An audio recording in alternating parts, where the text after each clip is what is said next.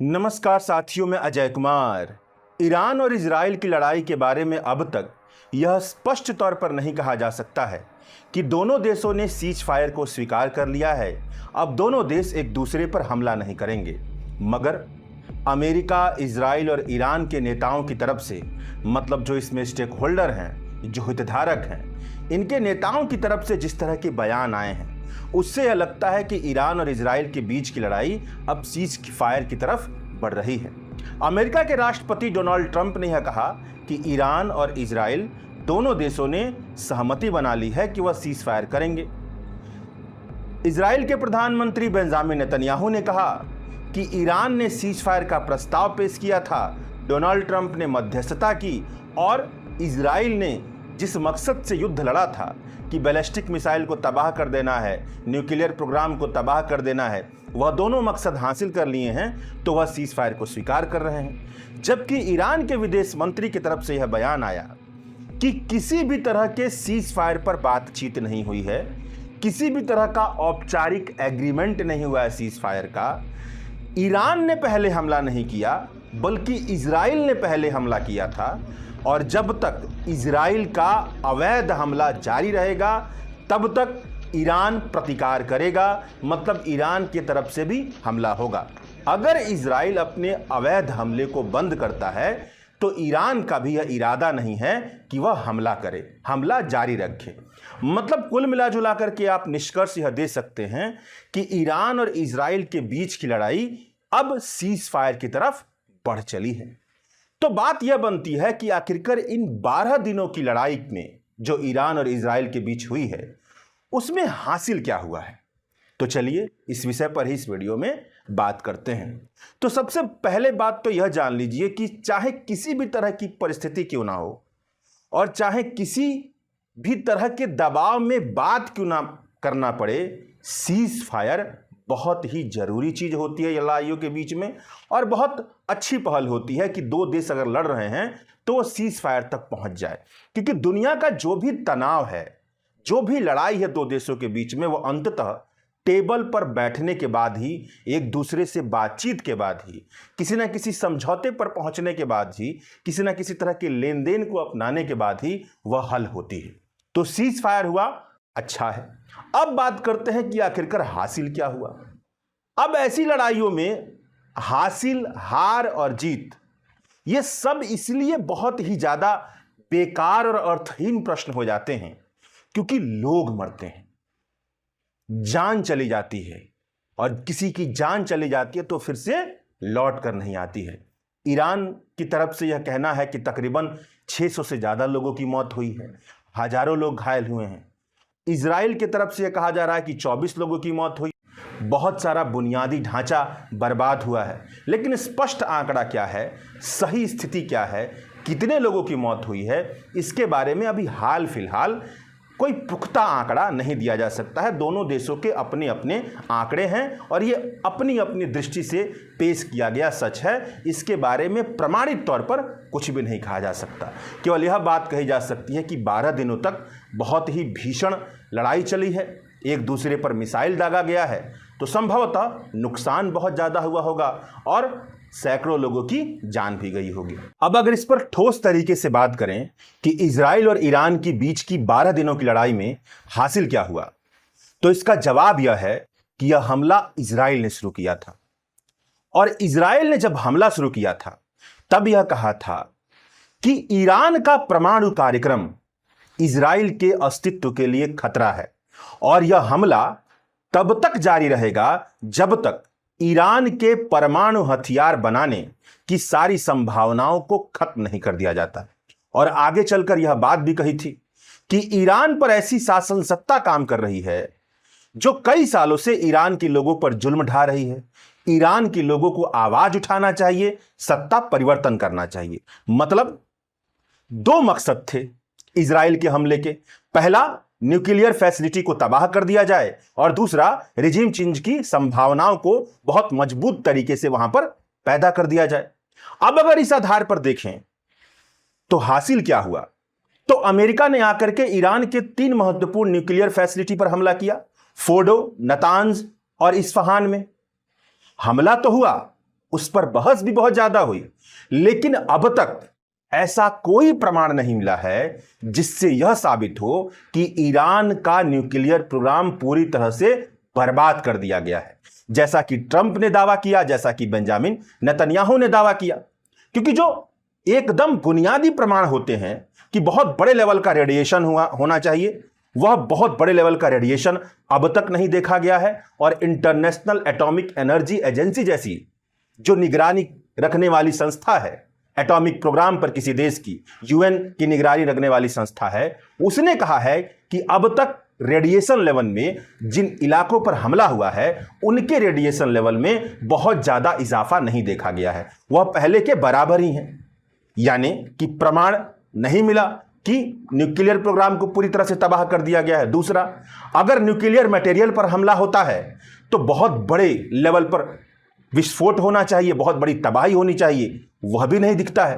क्योंकि nuclear material पर इस तरह से हमला करना पड़ेगा कि वहां पे चेन रिएक्शन की शुरुआत हो, और ऐसा चेन रिएक्शन चाहे कितना भी बड़ा हमला क्यों ना कर दिया जाए संभव नहीं है, क्योंकि वह एक खास कंडीशन में, खास दशाओं में, सटीक स्थिति में होता है। वह स्थितियां पैदा नहीं होती हैं भले ही कितने 1000 किलोग्राम का वहां पर बम क्यों ना गिरा दिया जाए। तो यह भी प्रमाणित करता है कि अभी न्यूक्लियर प्रोग्राम को, वहां का ईरान का न्यूक्लियर प्रोग्राम पूरी तरह से तहस नहस नहीं हुआ है।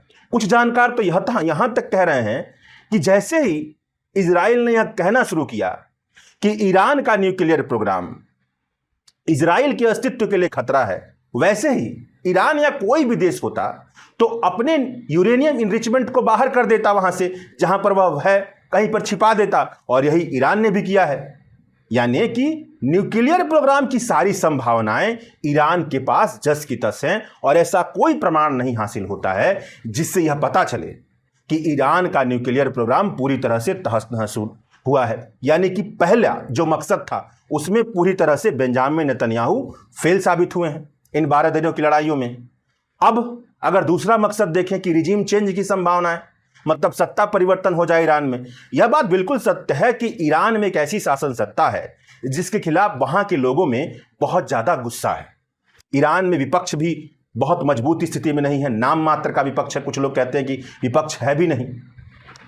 लेकिन अब बात यह है कि जो 12 दिनों की लड़ाई चल रही है और जिस तरह का तनातनी इजराइल और ईरान के बीच में रहा है, उससे क्या रिजीम चेंज की संभावनाएं वहां पर पनपती हैं? तो यह भी दिखता है कि ऐसा कुछ भी नहीं दिखता। क्योंकि ईरान पर हमला क्यों किया गया? ईरान पर इजराइल ने इस संदेह को जताकर हमला किया कि ईरान के पास अगर न्यूक्लियर पावर होगा तो वह इजराइल को तबाह कर देगा। यह संदेह था, और यह भी संदेह था कि ईरान न्यूक्लियर हथियार बना रहा है।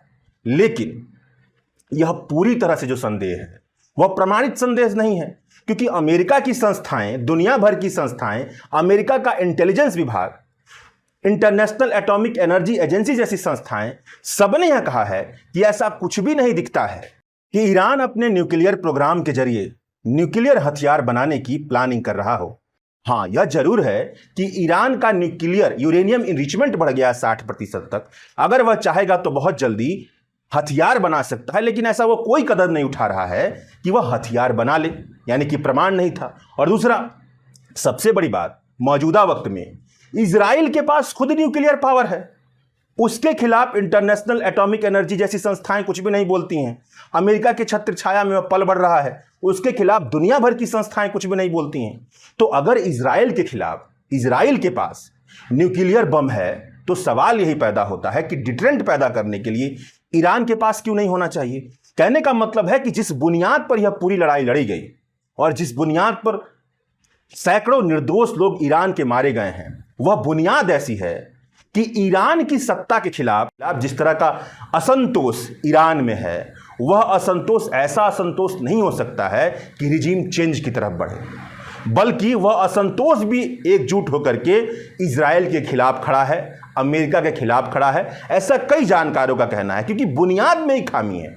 और अब जो स्थितियां पनपी हैं 12 दिन की लड़ाई के बाद, जिस तरह से ईरान पर इजराइल ने हमला किया, बिना किसी प्रमाण के, बिना किसी सबूत के हमला किया, उससे तो अब यह ठोस संभावना बनती जा रही है कि ईरान अपने न्यूक्लियर प्रोग्राम को न्यूक्लियर वेपन बनाने के लिए इस्तेमाल करे, क्योंकि तभी वह डिटरेंट पैदा कर पाएगा। और दुनिया के बहुत सारे जानकार भी यही बात कह रहे हैं कि ईरान को क्यों नहीं एटॉमिक बम बनाना चाहिए, क्योंकि उसी के माध्यम से डिटरेंट पैदा होता है। और दुनिया भर में यह देखा गया है कि जिन दो देशों के पास एटॉमिक बम है वह युद्ध की बहुत भीषण स्थितियों में नहीं जाते हैं।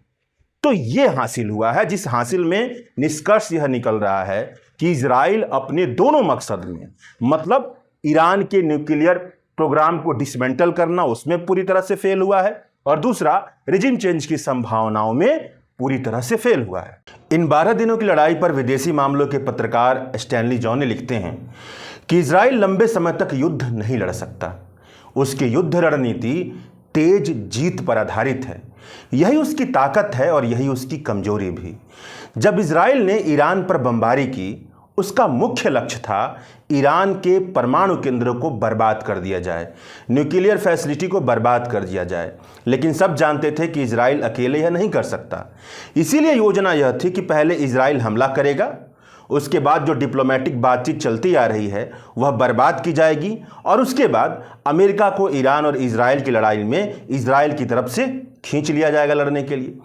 दूसरा लक्ष्य था कि ईरान की सरकार को अस्थिर करना और उसे ढाहने की कोशिश करना। इसीलिए इजराइल ने ईरान के तकरीबन सभी शीर्ष कमांडरों को मार डाला। वह ईरान की सैन्य ताकत को कमजोर करना, उनके जनरलों में डर पैदा करना और तेहरान में अराजकता फैलाना चाहता था। लेकिन इसमें भी वह बुरी तरह नाकाम रहा, क्योंकि ईरान की सरकार ने शुरुआती झटके से जल्द ही खुद को उबार लिया। इजराइल को शायद ईरान से बड़े पैमाने पर मिसाइल हमले की उम्मीद थी, लेकिन ईरान ने छोटी छोटी संख्या में मिसाइलों की बौछार की, जिसने इजराइल की हवाई रक्षा को कमजोर कर दिया। इजराइल तेज जीत चाहता था, लेकिन ईरान हवाई युद्ध को लंबा खींचने के लिए तैयार था। जब अमेरिका युद्ध में शामिल हुआ तो इजराइल ने अमेरिकियों से कहा कि वे युद्ध को जल्दी खत्म करना चाहते हैं। अमेरिका का इरादा सरकार बदलने का नहीं था। इजराइल अकेले लंबा युद्ध नहीं लड़ सकता था। उसकी हवाई रक्षा कमजोर हो रही थी। हवाई अड्डा लगभग बंद था। वह हर दिन हमले और बचाव पर लाखों डॉलर खर्च कर रहा था। साथ ही बुनियादी ढांचे को नुकसान हो रहा था। नेतन्याहू ने सार्वजनिक रूप से कहा कि इजराइल अपने युद्ध लक्ष्यों को जल्दी हासिल कर लेगा।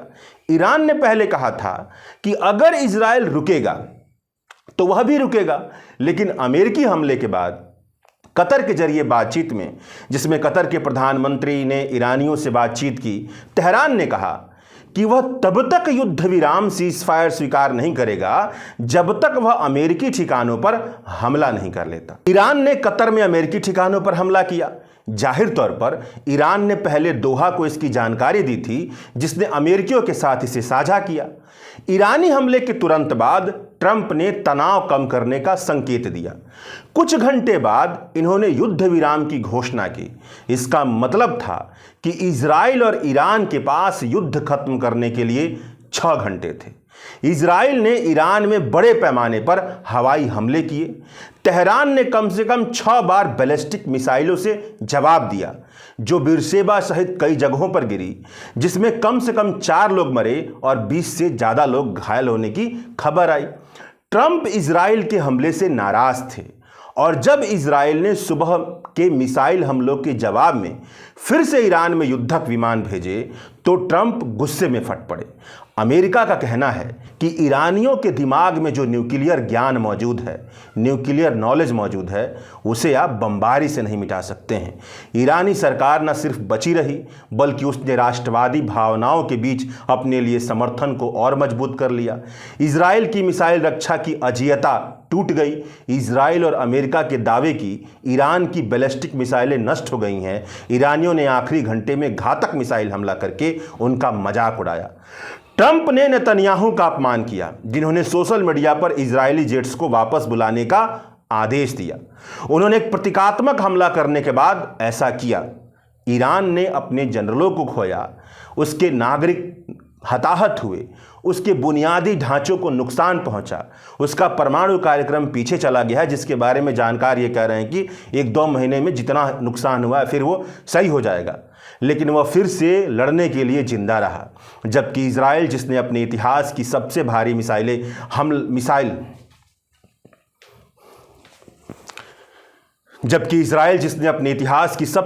मिसाइल हमले का सामना किया, अपने किसी भी लक्ष्य को हासिल नहीं कर सका। भविष्य के इतिहासकार इन 12 दिन की लड़ाइयों पर यही लिखेंगे कि इजराइल भविष्य के इतिहासकार इस 12 दिन की लड़ाई को ऐसे देखेंगे जहां पर इजराइल पूरी तरह से हारता हुआ दिखाई दे रहा है। कुल मिलाजुलाकर कहा जाए तो बात यह है कि इजराइल का ईरान पर हमला 13 जून को नहीं शुरू हुआ। मतलब यह 12 दिन पहले की बात नहीं है। 12 दिन पहले तो खुलकर के हमला शुरू हुआ। बहुत लंबे समय से ईरान के जितने भी सहयोगी संगठन पश्चिम एशिया में हैं, उन सबको इजराइल हमला कर करके तोड़ रहा था। हमास, जो कि फिलिस्तीन की आजादी के लिए काम करने वाला संगठन है, उसको भी इजराइल ने तोड़ दिया, उसके प्रमुख लीडर को मार गिराया। हिजबुल्लाह के भी प्रमुख लीडर को मार गिराया, उसको भी तोड़ दिया। यह भी ईरान के समर्थन से पैदा हुआ एक संगठन है। यह सभी जो संगठन है वह फिलिस्तीन की आजादी की मांग करते हैं और अमेरिकी साम्राज्यवाद के खिलाफ पश्चिम एशिया में मौजूद संगठन है। मतलब अमेरिकी साम्राज्यवाद को वो पश्चिम एशिया के लिए खतरा मानते हैं। इसी वैचारिक आधार पर ये सभी संगठन तैयार हुए हैं और ये ईरान के सहयोगी संगठन है। तो ईरान के सहयोगी संगठन को पिछले कुछ सालों से इजराइल ने हमला कर करके कमजोर कर दिया था, उसे तोड़ दिया था। तो इजराइल को यह लग रहा था कि ईरान इस समय बहुत कमजोर स्थिति में है, उस पर हमला किया जा सकता है, उसे तोड़ा जा सकता है, उसे झुकाया जा सकता है। लेकिन कोई छोटा मोटा मुल्क नहीं है, 8 करोड़ की आबादी वाला देश, वह गजा की तरह कोई छोटे भूगोल पर मौजूद 22 लाख लोगों का समूह नहीं है। यहां पर 8 करोड़ आबादी रहती है और वैसे भूगोल पर रहती है जो आर्थिक प्रतिबंधों के बावजूद भी प्राकृतिक संसाधनों में, तेल और प्राकृतिक गैस के मामले में इतना ज्यादा समृद्ध जगह है कि आर्थिक प्रतिबंधों के बावजूद भी उसने अपनी आर्थिक समृद्धि कमजोर करने के बावजूद भी ऐसी आर्थिक समृद्धि तो की ही थी कि उसके पास हथियारों का एक ठीक ठाक जखीरा था। और जब हमला शुरू किया इजराइल ने ईरान पर, तो ईरान ने भी उसका कड़ा मुकाबला किया और इजराइल को लगा कि ईरान को नहीं हराया जा सकता है। तो यह भी दिखता है कि अमेरिका बीच में आता है और अमेरिका ईरान पर हमला करता है। लेकिन उस हमले का परिणाम भी यह दिखता है कि ईरान के परमाणु कार्यक्रम पूरी तरह से तबाह होने के प्रमाण नहीं मिल रहे हैं। यानी निष्कर्ष के तौर पर देखा जाए तो यही दिख रहा है 12 दिन की कार्रवाई के बाद कि इजराइल का हमला एक रणनीतिक चूक की तरह लगती है। जिस मकसद के लिए उसने हमला किया वह भी उसे नहीं मिला। शुक्रिया। द वायर के और वीडियोस देखने के लिए सब्सक्राइब करें और बेल आइकन पर क्लिक करें। स्वतंत्र पत्रकारिता की आर्थिक मदद करने के लिए डिस्क्रिप्शन में दिए गए लिंक पर जाएं और अपनी राशि चुनें।